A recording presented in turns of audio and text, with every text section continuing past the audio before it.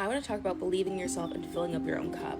I also am long-winded, so if you don't like that, then keep scrolling. But if you're in for like a little bit of a yap session, then keep listening. So after I graduated university, the pandemic was still happening, or graduated undergrad. I don't know why I said that so weird.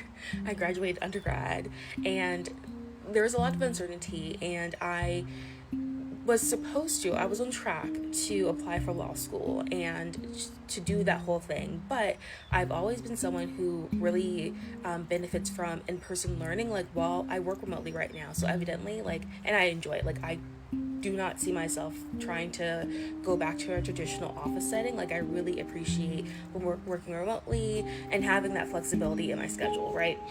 But with that being said, I also am someone who benefits from working with a team of people and sort of being in an environment where you can bounce ideas off of each other. And luckily for me, the remote jobs that I have worked have kind of did their best to fulfill that feeling, even though we work like across the country, sometimes like internationally as well, right? So with that being said, like, the idea of going into a law school class like online was never going to work for me. Like, I knew that off the bat. Like, I just was not gonna set myself up for that, right?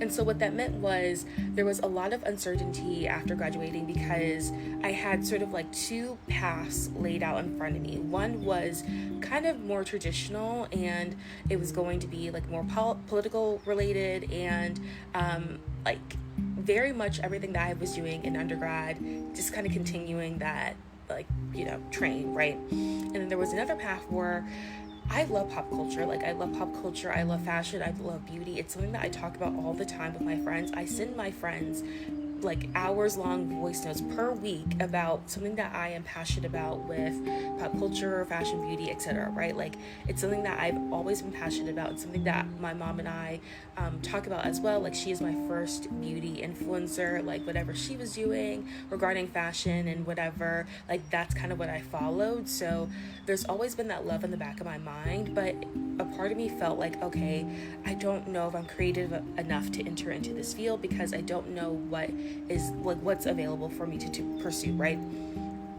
And so with the pandemic, I really kind of had, again, those two trains, and I decided to go the non-traditional career path, which has not been easy. Like, I don't think it is like, obviously I'm super passionate about this. Like, I'm going to continue down this road because it makes me happy and it fulfills me. But there's also like the, uncertainty, or like the flexibility that I need to have within myself to make things work out, right? Like, I mean, first of all, I always believe that things are going to work out for me, period. Like, there's always something that you can adjust to. Like, there's always a plan in play. Like, I'm very resilient, and I'm someone who, when I want something and I'm passionate about something, I will find a way to make it happen for myself, right? Like, I'll pray about it, I will talk to my mom about it. Like, I am someone who will break down barriers if needed in order to achieve a goal in my head, right? So things will always work out. But with that being said, again, there is the real reality of, okay, when you are choosing a career path that is not specifically like already pre-laid out, there are going to be decisions that you need to make for yourself, right?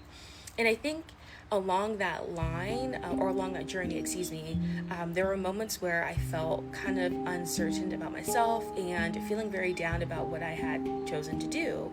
And so I kind of kept like a little bit of like one foot in the political realm by working for like nonprofits or trying to keep up those relationships. But in the back of my head, like, again, I always was passionate about what I'm doing now, and mainly on my Substack. Like, my Substack is something that I'm super proud about. Like, I love it, and I get a lot of creative energy from posting there, even if I don't feel like all of my essays are exactly where I want them to be. The fact that I'm even talking and sharing and posting is a testament to believing in myself and also filling up my own cup. So to go back to what I originally said, along that path, I kind of got really down on myself, and I kept filling up other people's cups, right? Like, when someone would come to me with an idea and they would say, like, I really want to do this, but I don't know about X, Y, and Z, I would say, like, what do you mean? Like I remember having a conversation with someone, and they said, oh, I want to move to Chicago. And I was like, okay, well, like, why can't you move to Chicago? This is New York. And they were like, well, I can't do it because of X, Y, and Z and whatever. And I was like, well, like, that doesn't, well, like, here are your options, and you are like so young, like you have and I was talking to a younger person, like, you can always change your life at any age, but and I am currently a testament of that right now, even though I'm in my like mid 20s, right? Like, like, if I had decided that what I wanted for my life at 18, 19 was going to be forever, then this would never have happened. So they were younger than me, and I was saying, like, you have so much available to you, like, let's work out a plan, like, let's breathe life into this. And that kept happening with other people. Like, someone else was talking about how they always wanted to go to this specific school in New York, right, pictured here.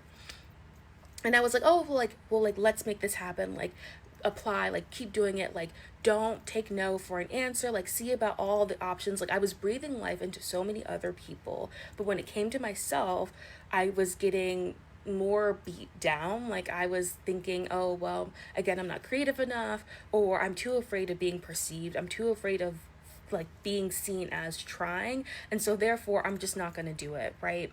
And it wasn't until about 2 years ago, mainly a year ago, actually almost a year in October, where a massive change happened, because I was working and I was just kind of like looking around my life, and a lot of things were happening where it would have been really beneficial if I had a lot more resources, and if I was doing something that could help elevate me, where I'm not waiting on someone else to decide, yes, this is for you, like, we believe in you, right? And I was just thinking, I can do this. Like, no one is going to elevate me in the way that I am going to elevate me. So what do I need to do in order to make this happen? And so from that moment, I like went full on, and like, I revived my website. I started to apply to grad schools because I love school. I talk about this in another post, like literally the post right before this. Like, I love school so much, and school was my always my happy place. I loved university. I just think I spread myself too thin in university, and so therefore there was an undergrad. I don't know why I'm being so awkward about saying undergrad, right? But I was doing too much in undergrad, and so therefore I think that took a lot of fun out of enjoying just like learning and building a community and whatnot, right? I was working 3 jobs. I also had like several student organization commitments on top of like trying to network and do all the things to build like a safety net for myself. But regardless of that, I loved school. And so I started applying to grad school. I started to really decide, like, what do I want and how can I get there, and not wait for other people to decide, yeah, this is good. And I say all that to say, if you are someone who is constantly filling up other people's cup, if you are constantly like breathing life into other people, continue to do that, but save a lot of that energy for yourself. Like, I'm not saying to be selfish. I'm not saying to be, well, yeah, I kind of am. And not in a mean way, but like in a, you deserve all of the good things that you are bringing into other people's lives. You deserve all of the fantastic, amazing, whimsical, whatever it is, ideas that you have to be actualized. Like, you deserve all of that wonderful, I guess, like joy, creativity, passion. Like, you are worthy of your own dreams. And I say that to you, whoever may watch this. It is quite a long video, so I understand like it probably won't be, or who knows, maybe not. Let me not be negative, right? But like, I say that to you, but I also say that to me. I had to recognize that I'm spending so much time breathing into other people. What about me? And how am I going to show up for myself so that I can actualize my own dreams that make me happy? And because of that, I am moving shortly to the city here. I'm so excited, and I'm just really proud of myself because it's something that I've wanted for literal years. Like, almost 6 or 7 years, and I just have always been like, oh, well, I don't know about this, like, I don't know if I can. And now it's happening, and I'm very proud of myself. I'm very proud of how I decided to believe in myself, and follow something that, even though what I'm doing is not perfect, it is real, and I'm proud that it is happening in it. And I decided to do something that makes me, happy. So yeah, that's all I wanted to say.